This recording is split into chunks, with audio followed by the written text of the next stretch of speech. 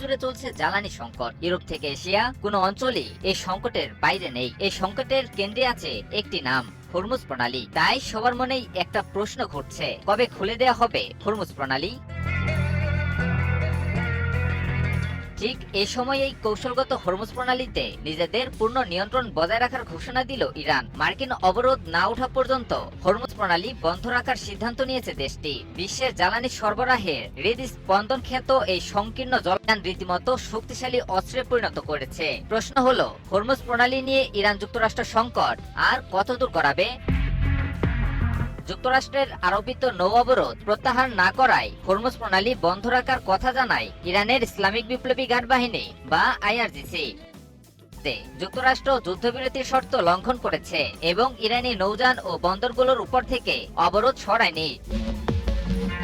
এক বিবৃতিতে আইআরজিসি জানায়, হরমুজ প্রণালী খুলে দেওয়ার পর বেশ কয়েকটি তেলবাহী জাহাজ এই প্রণালী পার হয়, কিন্তু আইআরজিসির অভিযোগ যুদ্ধবিরতির শর্ত লঙ্ঘন করে ইরানি নৌযান ও বন্দরগুলোর উপর থেকে নৌ অবরোধ প্রত্যাহার করেনি যুক্তরাষ্ট্র। আর এই কারণেই হরমুজ প্রণালী বন্ধ রাখার সিদ্ধান্ত নিয়েছে দেশটি। এমনকি এই প্রণালীর দিকে এগিয়ে আসা যে কোনো নৌযানকে শত্রুর সঙ্গে সহযোগিতাকারী হিসেবে বিবেচনা করার হুঁশিয়ারিও দিয়েছে দেশটির সশস্ত্র এই বাহিনীটি। আইআরজিসি সতর্ক করে জানিয়েছে, যদি ইরানের সিদ্ধান্তকে অমান্য করে কোনো নৌযান হরমুজ পার হওয়ার সিদ্ধান্ত নেয়, তবে সেটাকে লক্ষ্যবস্তু বানাবে তারা। এদিকে মার্কিন প্রেসিডেন্ট ডোনাল্ড ট্রাম্প ইরানকে সতর্ক করে বলেছেন, হরমুজ প্রণালী বন্ধ করে দিয়ে তারা মার্কিন যুক্তরাষ্ট্রকে ব্ল্যাকমেইল করতে পারবে না। ইরানের সঙ্গে যুক্তরাষ্ট্রের লেনদেন শতভাগ সম্পন্ন না হওয়া পর্যন্ত নৌ অবরোধ পুরোপুরি বহাল রাখারও কথা জানান তিনি। এর আগে লেবাননে যুদ্ধবিরতি কার্যকর হওয়ার পর হরমুজ প্রণালী দিয়ে সকল ধরনের বাণিজ্যিক নৌযান চলাচল উন্মুক্ত ঘোষণা করেন ইরানের পররাষ্ট্রমন্ত্রী আব্বাস আরাকচি। ইরানের হরমুজ প্রণালী উন্মুক্তের ঘোষণার পর সামাজিক যোগাযোগ মাধ্যমে দেয়া এক পোস্টে উচ্ছ্বাস প্রকাশ করেন মার্কিন প্রেসিডেন্ট ডোনাল্ড ট্রাম্প। এ সময় ইরান আর কখনোই হরমুজ প্রণালী বন্ধ করবে না বলেও জোর দাবি করেন ট্রাম্প। তবে শেষ পর্যন্ত পুনরায় হরমুজ প্রণালী বন্ধের ঘোষণা দিল ইরান।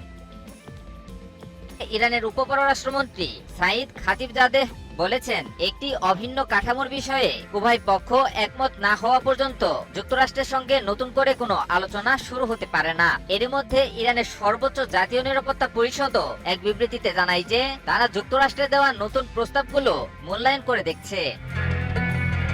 বিশ্লেষকদের মতে, বিশ্বের প্রায় 20% জ্বালানি সরবরাহকারী এই কৌশলগত জলপথটিকে কৌশলগত অস্ত্র হিসেবে ব্যবহার করছে ইরান। এই জলপথটি বন্ধ মানে বিশ্বের জ্বালানি বাজারে অস্থিরতা, যার ফলে ধস নামতে বাধ্য বিশ্বের অর্থনৈতিক ব্যবস্থাতেও।